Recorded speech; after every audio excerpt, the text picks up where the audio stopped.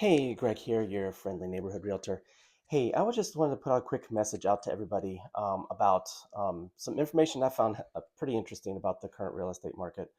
I was going through some numbers and looking at historical trends, and because as you're probably aware, we are in a kind of a downturn, so to speak, in the market, what I call a trough. Basically, the sales have been way depleted over the last couple of years, and I just was curious with how it stood up to the rest of the um, historical data when it comes to when we've had other kind of downturns in sales, right? So the first one happened back in the early 1980s. That's when I looked at. The other one was in the 2008 financial crisis, and COVID was another downturn. And today, and just kind of compare to see how they all stood, how what we're going through now stands up to past ones, and more importantly, my what I wanted to look at was what the recovery looked like for those past downturns because everything recovers. It's going to, it's everything is cyclical, right?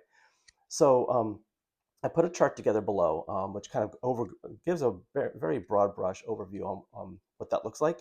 And as you can see, the early 1980s, we lost about the number of sales went down about 50% from the peak to the trough, right? About 50% decline in sales, and the recovery was about 4 years. In the 2008 crisis, similarly, it went down about 50%, and the recovery, when the sales went back up again, was about 3 years.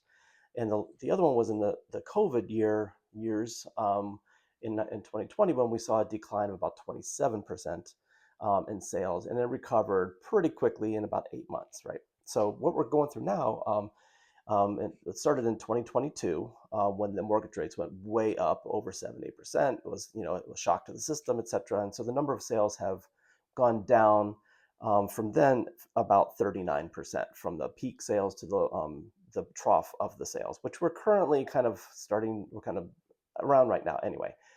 But the point I wanted to make was what is curious is that was in 2022, and we're about 3 years into this quote unquote trough or downturn. And as you can see by prior downturns, they recovered in 3 to 4 years on the longest sense. So we are, I believe, and I'm pretty other experts believe too, that we are kind of in the verge of coming out of it. Sales are anticipated to go up. Mortgage rates are starting to come down a little bit.